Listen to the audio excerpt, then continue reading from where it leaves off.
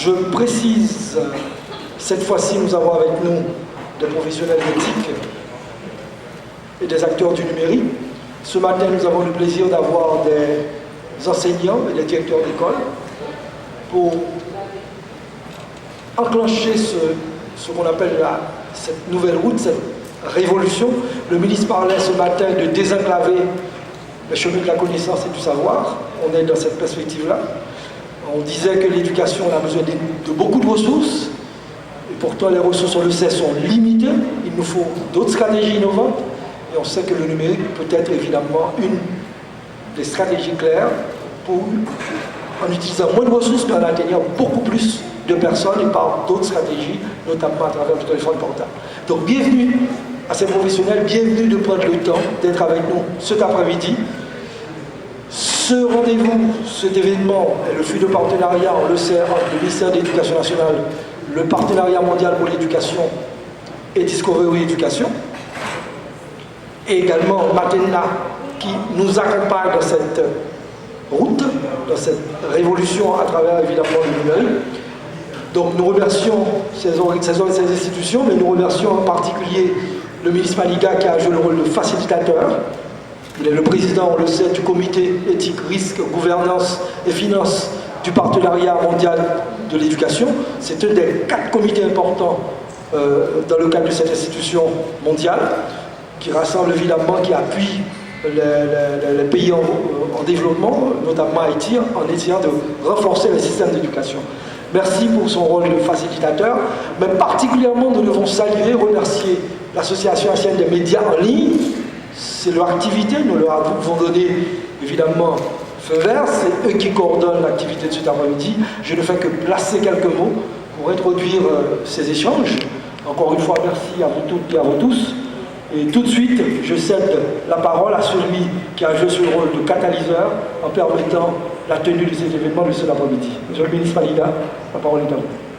Bonsoir. Bonsoir à la fois pour tout le monde qui est là,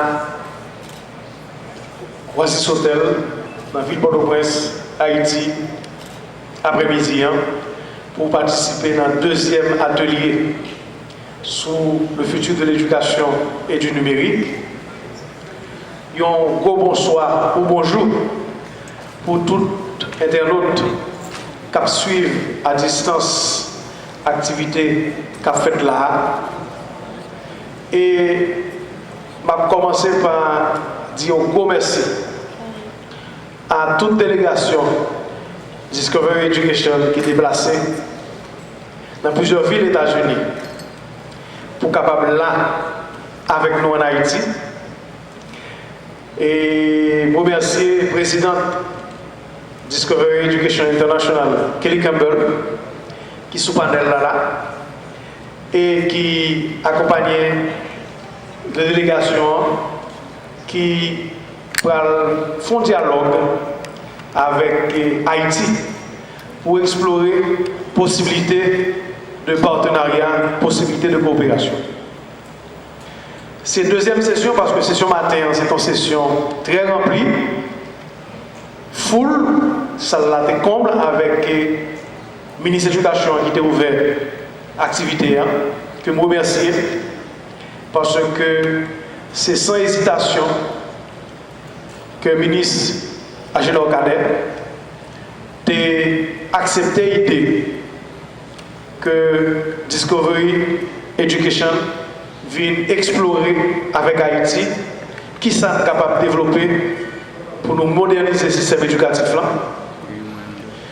Et la discussion de fait matin était très intéressante et le ministère a apporté tout le support pour que l'activité soit réalisée. Madame Campbell, quelques mots pour démarrer l'activité. That's the only phrase I know in French, but it's such a beautiful language that I try to use it whenever I can. So if I say it several times in this presentation, just bear with me. And I am looking forward to coming back to Haiti on many more occasions, not only so I can learn more French, but so that you can teach me Creole. Exactly. I'm looking forward to that experience. On behalf of Discovery Education and my colleagues who've been introduced, I want to thank the Ministry of Education for helping to support this wonderful day.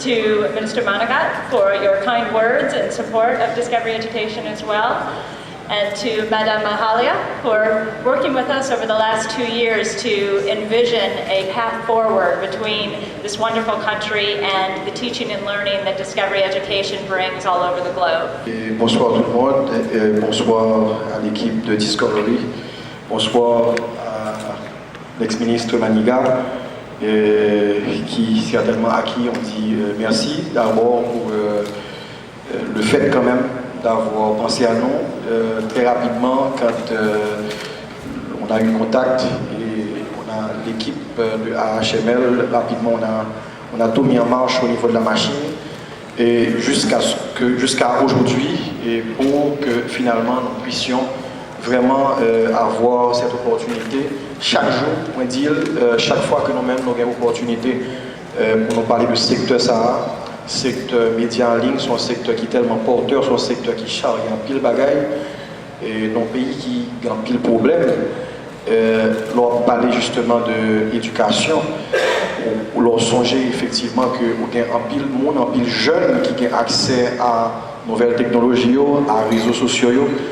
Et sans lutte nous-mêmes au niveau de AHML, c'est d'abord sensibiliser le public là pour qu'ils soient capables vraiment autant que possible faire une meilleure utilisation de réseaux sociaux et des outils technologiques. Encore une fois, merci au ministère de l'Éducation nationale et je l'ai déjà dit à l'ex-ministre Maniga et c'est un plaisir, c'est un honneur pour nous de participer donc à cet atelier et le mariage éducation et numérique. En 2017, ça veut dire beaucoup de choses. Donc, sans tarder, je vais commencer avec ma présentation. Et laissez-moi d'abord vous dire que l'Association haïtienne des médias en ligne, c'est une idée qui a vu le jour.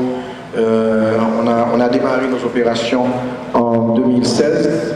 Donc, en 2016, environ une douzaine de portails, d'agences en ligne ont donc ressenti la nécessité de pouvoir s'asseoir ensemble et définir un cadre autant que possible, voir comment on peut renforcer ce secteur, voir comment justement on peut sensibiliser le public sur les dangers et les défis du secteur. Alors laissez-moi d'abord vous dire que la HML a deux axes. L'axe 1, c'est le renforcement du secteur, parce que nous sentons nous-mêmes que c'est un secteur qui a besoin de renforcer. Et qu'on nécessité pour que nous renforcions tête nous, on nécessité pour que nous-mêmes nous doter tête nous de tous les outils qui sont nécessaires. Et axe 2A, qui est bien important, et c'est sensibiliser le public là pour qu'il y ait une meilleure utilisation qui fait de outils technologiques avec les réseaux sociaux. Et elle réunit environ une quinzaine d'agences d'information avec pour objectif d'aider à réglementer le secteur, renforcer la capacité des agences et sensibiliser la population sur les enjeux et défis des TIC.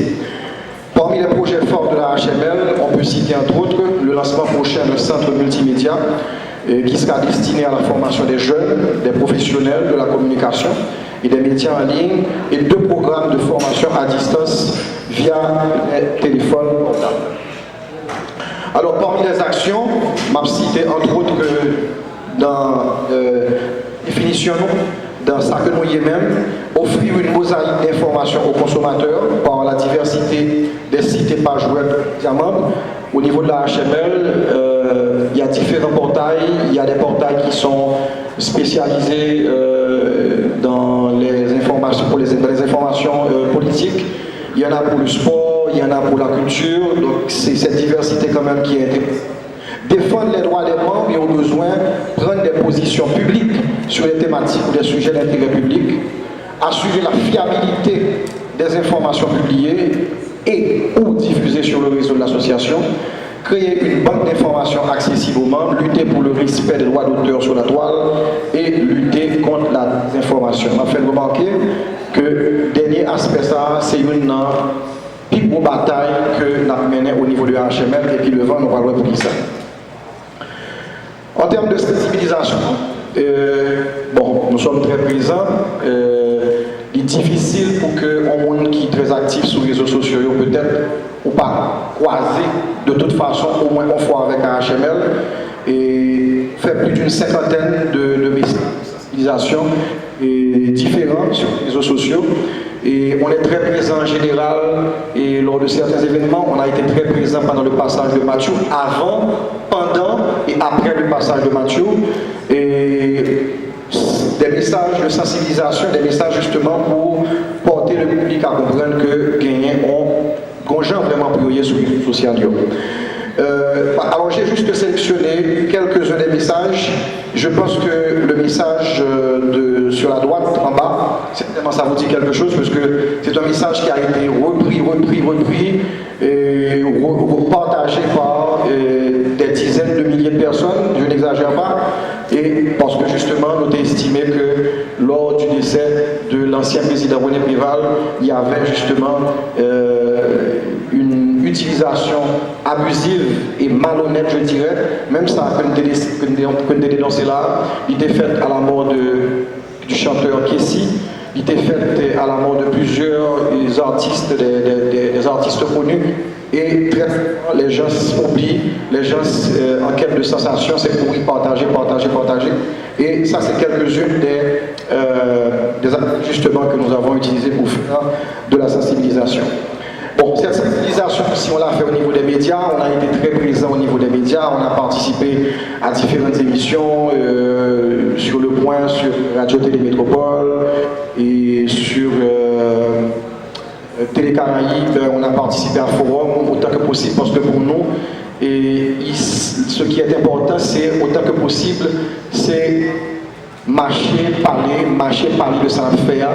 Parce que nous toujours dit, nous-mêmes au niveau de la HML, nous toujours dit que nous-mêmes nous trop petits pour que nous soyons capables d'écouter. On ne peut pas être partout à la fois, on ne peut pas être comme un gendarme après chaque personne qui a une mauvaise attitude sur les réseaux sociaux. Donc, on essaie autant que possible de diffuser le maximum. La désinformation, et j'ai pris cet exemple. Et on a dit justement que c'est une plus grosse bataille que la mené. Et là, j'ai fait exprès de relever ce communiqué. Ce communiqué que vous voyez à gauche est sorti le 4 octobre 2016. Et il y avait 6 websites. Tendez à quoi c'était. Il y avait Radio Caraïbes avec un Y. Il y avait le nouvelis.com, il y en avait au moins 6. Ce communiqué est sorti le 4 octobre. On a dénoncé ces sites internet, on les a dénoncés et on a même été un peu fort en disant justement que à ces gens que c'est à continuer de faire, il faut que suspendre de faire parce que nos cas peut-être très faibles ici au niveau des cadres légaux, mais noter avec le temps qu'il fallait dire justement que vraiment qu'il fallait que ça cesse. Et dans 4 ou 5 jours après, et c'est Internet, même s'il y en a encore qui récidivent, ces sites Internet, eh bien, on ne les a plus revus. Et pour nous, ce n'est pas une cause qui est gagnée, parce que de toute façon, c'est une bataille tous les jours. Donc, essentiellement, la lutte contre la désinformation. Maintenant, là, je vous parle du centre multimédia, puisque le sens même de la présence de justement dans l'éducation, et nous faisons de la sensibilisation. L'aspect éducation, c'est un aspect qui n'est pas du tout négligeable. Donc, nous travaillons justement très fort sur l'idée de ce centre multimédia, un centre d'accueil et de formation pour les jeunes munis de laboratoires informatiques, d'une bibliothèque et d'un auditorium spacieux. Ce centre devra développer les programmes de formation en communication, photographie, vidéographie et informatique en faveur des volontaires de la HML dans les 10 départements, vulgariser aussi les publicités sur la bonne utilisation des appareils connectés et des réseaux sociaux. Une idée qui est très chère, sur laquelle nous travaillons fortement, c'est le TIC mobile. Vous voyez, il y a beaucoup de rêves, comme on dit, il faut rêver, il faut vouloir. Et là, c'est une idée très chère à la HML. C'est une structure itinéraire avec un un bus qui sera équipé de matériel informatique, Internet avec un backup énergétique et qui permettra justement aux formateurs et moniteurs de la HML de passer dans les écoles et de dispenser des formations sur les métiers du numérique. Un autre projet est tout aussi important, c'est l'école Lacaille. C'est une école virtuelle de formation professionnelle avec des cours style MOOC et sous forme de vidéo qui pourrait justement permettre aux jeunes d'apprendre un métier juste à partir d'un smartphone. Et puis le tout dernier, c'est le réseau de volontaires à travers les 10 départements composés essentiellement d'étudiants et d'écoliers qui auront pour mission de sensibiliser les jeunes sur l'utilisation des réseaux sociaux et des appareils connectés. Je pense que j'ai certainement excédé les 5 minutes. J'ai tâché de faire de mon mieux pour pouvoir vous présenter. Il y a beaucoup de choses dans le paquet de la HML, mais ça quand même, ce sont les points, les aspects les plus importants que nous avons voulu partager avec vous. Merci beaucoup. Une nouvelle structure donc, qui a été créée au ministère de l'Éducation nationale en janvier donc, 2016. Donc, le ministre Maniga, donc, par arrêté ministériel qu'il avait créé, donc conscient des enjeux de l'éducation logique donc, en Haïti, donc il a vu juste donc, de créer cette unité. Nous avons deux grandes missions. Donc la première, c'est faciliter l'intégration des technologies éducatives dans les écoles et aussi dans les pratiques. Donc quand on dit pratique des enseignants, nous sommes bien dans l'usage des technologies donc, comme support à l'enseignement, apprentissage dans nos salles de classe. En place des dispositifs de formation à l'usage du numérique. Donc vous allez voir, on peut mettre tout l'arsenal technologique d'une salle de classe. Si on ne les utilise pas, ça ne sert à rien, mais vraiment rien. Alors, des objectifs définis. Et j'avais entendu ça dans la salle. Il y en a pas qui manque ici, c'est une stratégie d'intégration technologique dans les écoles. En HML, tout le monde a fait un bagage dans la technologie ici. Association, ONG, l'État, individus. Donc chaque monde a un bagage que vous avez fait. Donc il faut que l'État puisse définir une stratégie d'intégration des technologies dans les écoles. Quel type de matériel, pourquoi faire, donc à quel moment. Donc dans la formation, est-ce que c'est dans l'école fondamentale, l'école secondaire, préscolaire, l'université, il faut qu'il y ait ce document-là. Et il faut aussi donc faire ce qu'on appelle une veille technologique. Il y a 5 ans de cela, nous avons mis plein de tableaux numériques interactifs, ce qu'on appelle les TNI, dans nos écoles. On ne sait pas ce qu'ils sont devenus. Donc, est-ce que par exemple, un vidéoprojecteur qui est attaché à la table, ça, est-ce qu'elle toujours, on dit, est-ce qu'elle est toujours à jour, par exemple? Donc là, ça c'est pour le matériel là. Mais il faut faire en termes de pédagogie. Qu'est-ce qui se passe en ce moment en matière de production de contenu interactif et numérique? C'est la vidéo, tout le monde le sait. Donc avant, il y avait l'audio, maintenant la vidéo, tout le monde est... Donc ça veut dire qu'il suscite plusieurs sens. Donc il faut qu'on fasse cette veille technologique et pédagogique en matière de technologie. Alors, les objectifs, donc coordonner et réaliser donc, les expériences favorisant l'évolution et l'efficacité des pratiques éducatives avec l'utilisation du numérique. Et notre plus grand rôle, c'est de conseiller et accompagner les différentes entités du ministère, c'est-à-dire les 3 ordres d'enseignement, ou 4, si vous voulez, puisqu'il y a l'enseignement supérieur, donc une bonne partie de l'enseignement qui est géré par le ministère. Donc c'est préscolaire, fondamental, secondaire et supérieur. Donc n'a pas qu'une partie en enseignement, en fait, on a dit professionnellement, pas intégré, mais une synergie à développer entre INFP et UTIS, donc pour nous, comment nous rapprocher nous pour travailler ensemble. Donc on est bien d'accord, nous sommes dans le domaine des TIC. Et le fait que, toujours dire ça, le fait que dans TIC, ça va être dans TIS, parce que partie éducation et la partie enseignement, si vous voulez, donc c'est RICNO. Qui est la plateforme TESS. TESS signifie, c'est une plateforme de formation en ligne, adaptée un petit peu à la problématique locale, mais basée sur des pratiques que nous avons expérimentées, un peu du côté américain et un peu du côté français aussi. Le problème que nous avons cherché à résoudre, en fait, il est basé sur les trois premiers points qui sont là, essentiellement accroître l'accès aux étudiants haïtiens, aux jeunes haïtiens qui sortent du baccalauréat. Donc il y en a plus de 20 000, je crois, près de 20 000, je parle sous le contrôle des collègues du ministère, près de 20 000 haïtiens qui réussissent leur bac chaque année, donc ils sont prêts à intégrer un programme d'enseignement supérieur.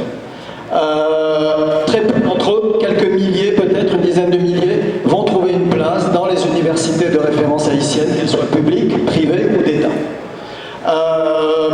Le deuxième aspect que nous avons voulu intégrer dès le début, c'est un aspect recherche qui a pour objectif de rendre la plateforme intelligente. Et nous le faisons en collaboration avec des laboratoires qui sont en France, à Grenoble notamment, sur de l'intelligence artificielle. Voilà, je ne vais pas en dire plus là-dessus pour l'instant.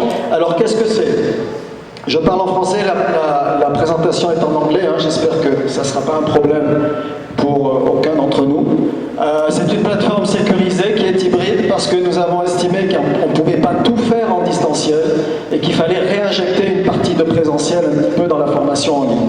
Par exemple, les évaluations se font en salle de classe, les partiels finales par exemple se font en salle de classe. Par contre, l'apprentissage se fait en ligne avec un système de tutorat, un système de forum, un système de chat pour faire du temps réel avec des tuteurs qui sont intégrés à la plateforme. C'est basé sur un système de crédit européen, mais je rassure nos collègues américains, les systèmes de crédit européens ne sont rien d'autre qu'une américanisation des programmes de formation des pays de l'Union européenne. Donc, ce qui permet un petit peu à tout le monde de pouvoir lire et comprendre les programmes de tout le monde. On a dû aussi développer un kit étudiant pour prendre en compte les problèmes d'Internet qui marchent plus ou moins bien d'un jour à l'autre, d'une région à l'autre, et qui ne devait pas interrompre l'apprentissage des étudiants. Si un outil leur permettant d'accéder à la plateforme, au contenu, au système de tutorat qui sont en ligne.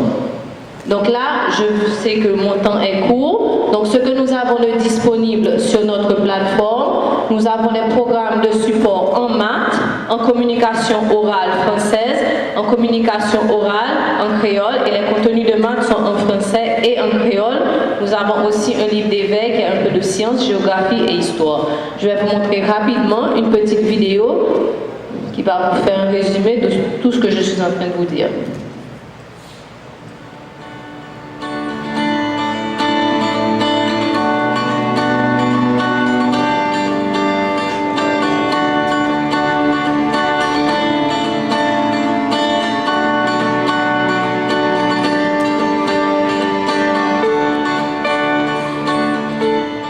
Les enfants aussi sont toujours très friands et des nouvelles technologies, de l'ordinateur, de l'Internet.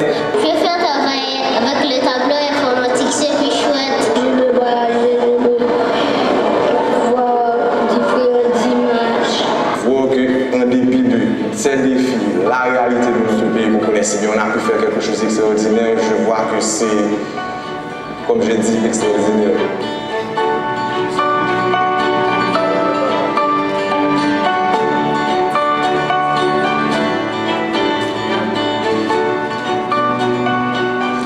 Sont essentiellement basés sur les livres des éditions Deschamps.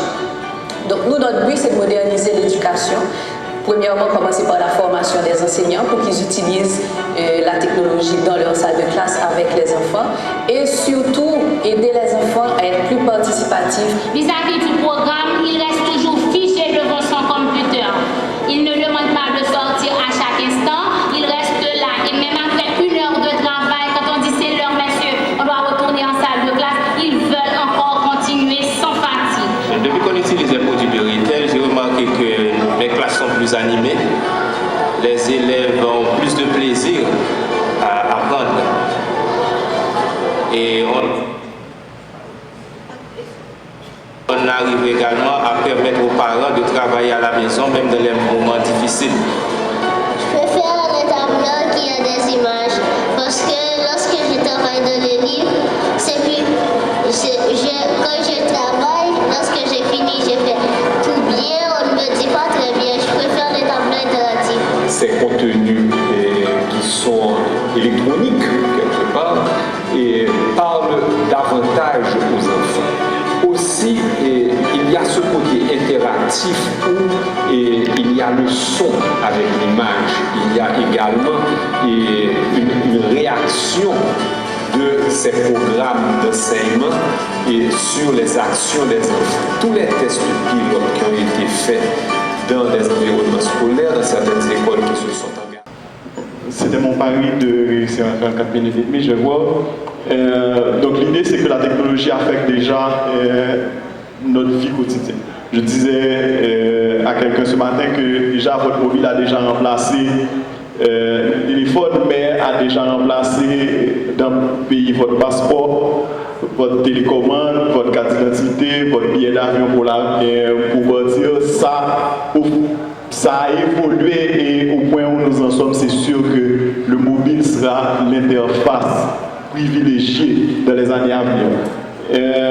À ce temps, on a remarqué des tendances mondiales au niveau de l'accessibilité à certaines technologies. Les prix des matériels, les contenus qui sont de plus en plus disponibles et la tendance vers l'interactivité pour les étudiants et les élèves.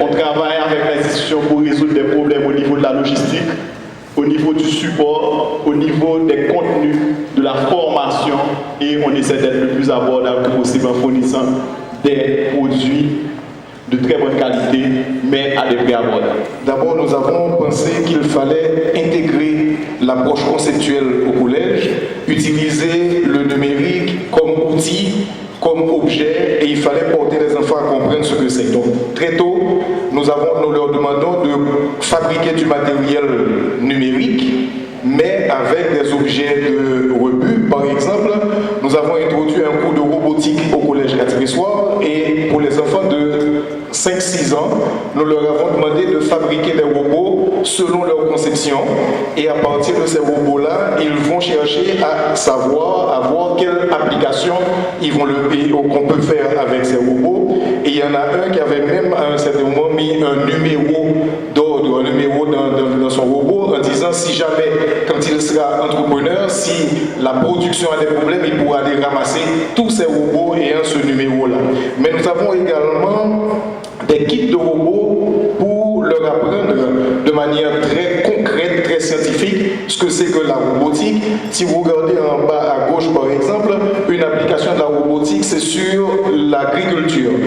Dernièrement, Haïti Numérique 2030 a honoré un de nos petits qui avait fabriqué un robot qui pourrait aller faire l'agriculture, et là, il dit qu'il pourrait aider au développement de l'agriculture. En haut, vous verrez que les enfants disent « les enfants du monde, les robots du monde, soyons amis ».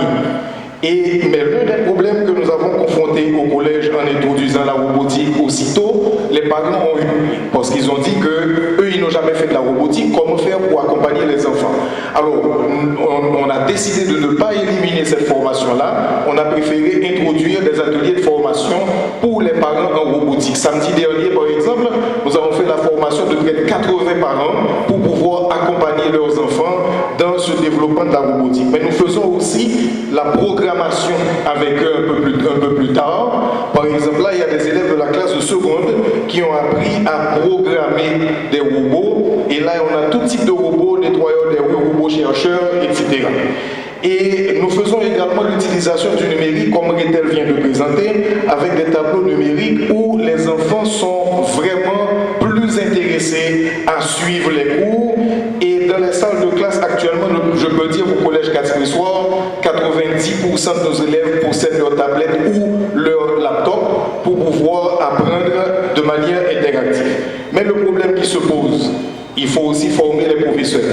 Et donc, périodiquement, pratiquement chaque mois, nous avons une formation pour les professeurs sur l'introduction des nouvelles technologies et comment utiliser ces technologies comme outil d'apprentissage pour les élèves. On nous demandait aussi des solutions informatiques. Et là, nous allons vous présenter rapidement 3 applications informatiques que nous avons.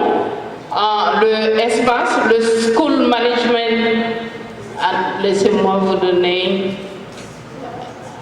système, le e-learning et le Bulk SMS. Le SMAS.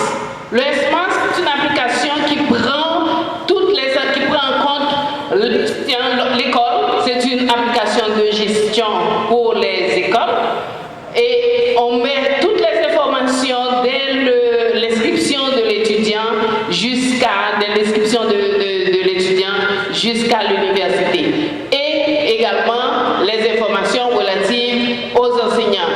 Vous avez également les rapports qui se font en ligne. NATCOM converge et la communication et l'informatique, qui fait que à partir de n'importe quel téléphone intelligent, vous pouvez accéder à ces applications et également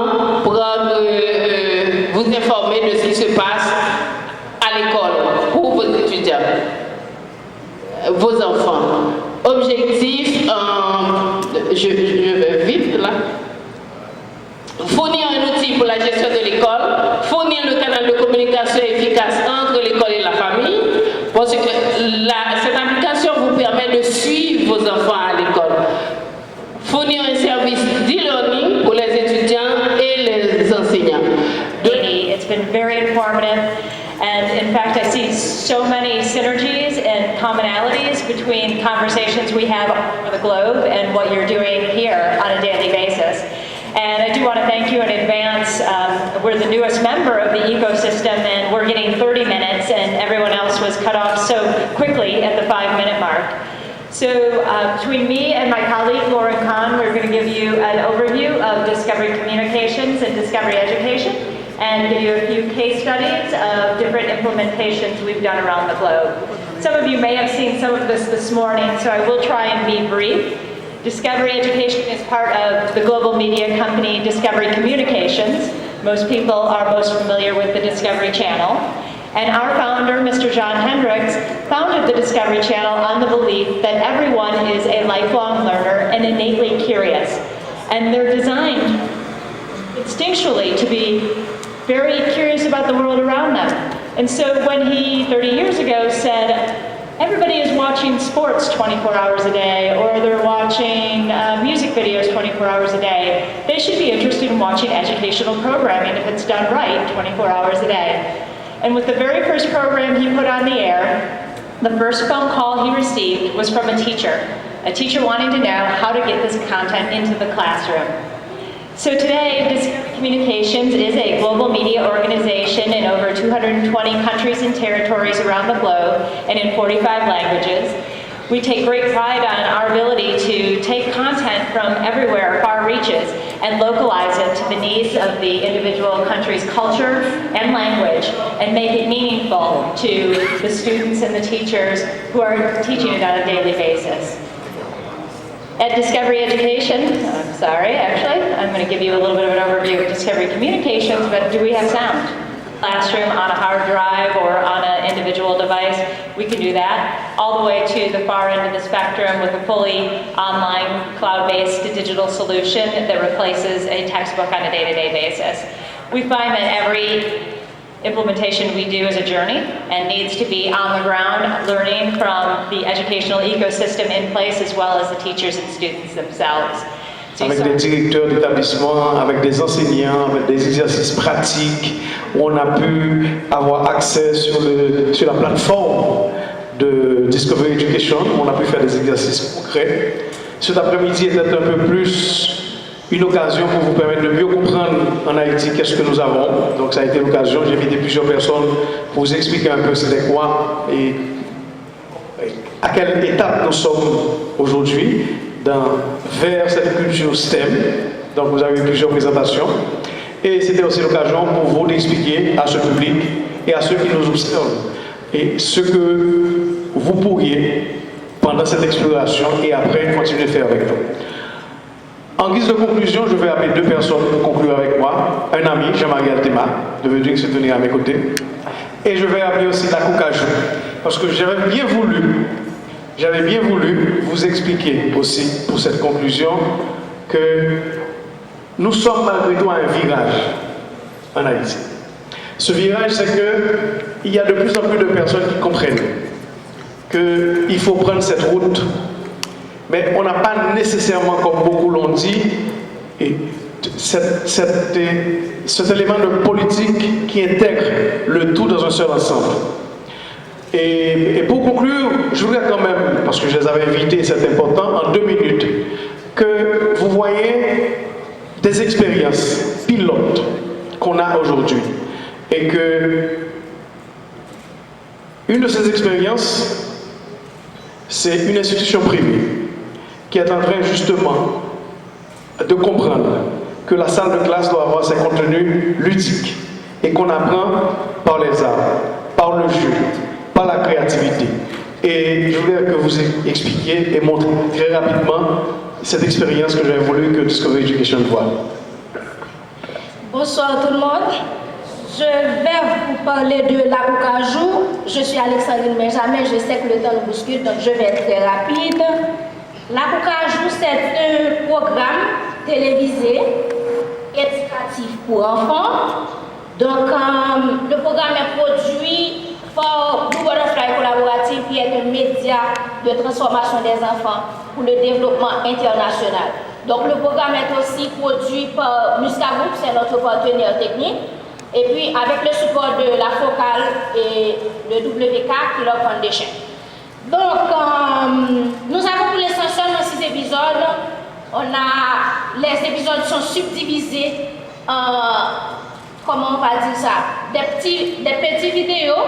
Donc, dans chaque vidéo, on aborde des thèmes différents. On a, par exemple, le processus. On apprend aux enfants comment pratiquer des trucs de la vie de tous les jours, parce que ce qu'on a compris, on a compris que les enfants, ils se retrouvent beaucoup plus en voyant des enfants comme eux, des enfants noirs, des enfants qui parlent le créole. Donc l'émission est produite par des artistes haïtiens en créole pour des enfants haïtiens. Moi c'est livre là. Nous aimons notre bois. Nous aimons notre bois avec Zamimio. Lili, Tilou, Axandoline. Nous sommes vedette un nouveau programme pour tout le monde qui relève la Koukajou.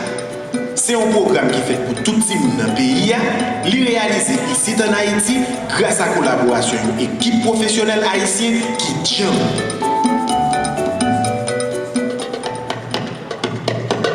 Là-dedans, nous jouons éducateurs, artistes, producteurs qui sont dans l'équipe Musca Group et l'autre expert qui sont dans l'organisation Blue Butterfly Collaborative. Le programme ça aide des petits gens qui dans l'âge 4 à 7 ans développer plus de connaissances dans divers domaines, tant que la science, la culture, technique, pour apprendre à lire et écrire, résoudre problèmes et pour développer un pile d'autres compétences encore. Le programme ça a là dans le documentaire qui présente la vie de Timounio, j'en ai vivre tout côté dans le pays. Nous avons joué quelques histoires avec belle compte pour Timounio. Côté est capable d'apprécier ces divers artistes haïtiens réalisés et spécialement pour l'émission. Et puis, il y a une vidéo musique avec un pilote divertissement intéressant qui permet des Timounio apprendre plus bien. Le programme ça fait pour télévision, radio et appareil portable. Chaque épisode basé sur un thème spécifique.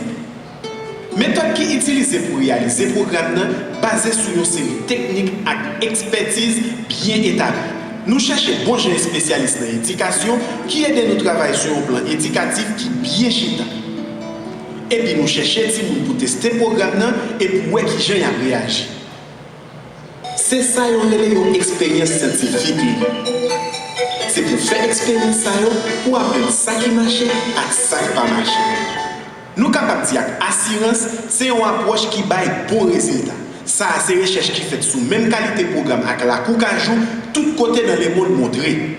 Il y a plus passé 2 millions de personnes en Haïti qui ne peuvent pas gagner 8 ans. Et ça donne 2 millions de raisons en plus pour nous avoir une méthode d'éducation de qualité qui fait pour eux.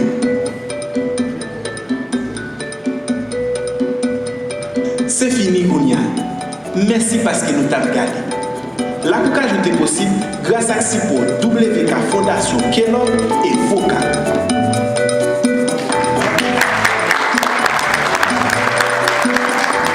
Merci. Comme vous a dit le ministre Maniga, c'est un projet pilote. Maintenant, on est en phase de distribution de la première saison.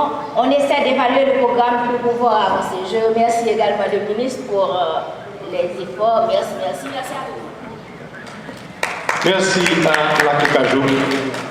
Et voilà, on arrive à la fin de toute une longue première journée pour l'équipe de Discovery Education. Alors, première journée d'atelier, parce que notre journée a démarré depuis hier déjà, pour certains depuis avant-hier. Donc, ça fait 3 jours quand même où on explore et on voit quels sont les partenariats qu'on peut développer. Et de toute façon, on ne peut pas comprendre où on va sans réaliser où va aussi le régulateur. Jean-Marie Altema était pendant très longtemps responsable au plus haut niveau de l'État du programme e-governance à la primature de la République. Il a été récemment, pendant 1 an, il a géré Conatel, qui régule l'ensemble du système et qui pratiquement est en train de faire une expérience du virage de tout ce qui est télévisuel et télévision vers le numérique. Je voulais qu'ils en disent 2 mots pour que vous compreniez un peu où on va.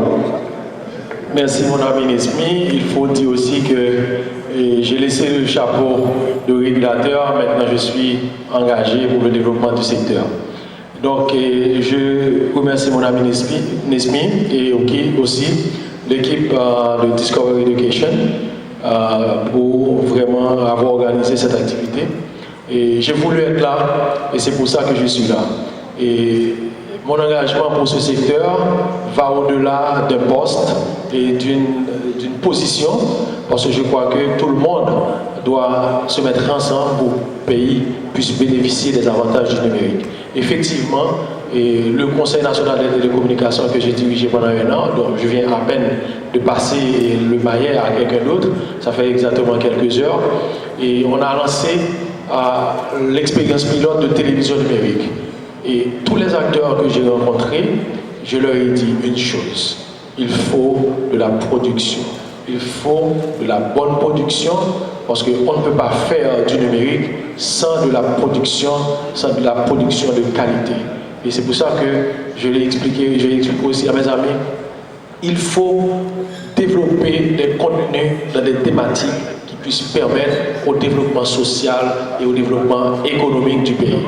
Donc je crois que je serai là toujours aux côtés de cette activité pour non seulement encourager les initiateurs, mais aussi m'engager moi-même pour que réellement, dès leur plus jeune âge, les enfants d'Haïti puissent avoir accès au numérique pour leur développement social et économique. Merci. Merci Jean-Marie Altema. On apprécie l'effort que vous avez fait pendant 1 an que vous avez dirigé le Conatel. On vous a vu dans beaucoup de salles de classe. Récemment, vous avez été avec beaucoup de jeunes filles en offrant cette opportunité pour qu'elles puissent commencer très tôt avec l'outil multimédia. Je terminerai cette partie des 2 journées d'atelier en disant que, personnellement, de ce que j'ai retenu, c'est que l'éducation de qualité peut aussi, et commence d'ailleurs, sans électricité, sans téléphone, sans numérique, sans rien du tout, déjà par l'engagement, déjà par une vision, et déjà par l'esprit collaboratif, et déjà par un projet pédagogique. Et c'est après qu'on a tout ça qu'éventuellement on peut utiliser des outils qui facilitent la vie. J'ai compris aussi, et je pense que c'est pour beaucoup de professionnels du secteur, cette collaboration, cette exploration, on y tient. On tient beaucoup à cette présence de Discovery Education, de Discovery Channel et de tout le réseau que vous possédez. Je ne parle pas seulement de toutes les entreprises qui sont avec vous, de tous les partenaires scientifiques, financiers, technologiques qui vous accompagnent à travers le monde.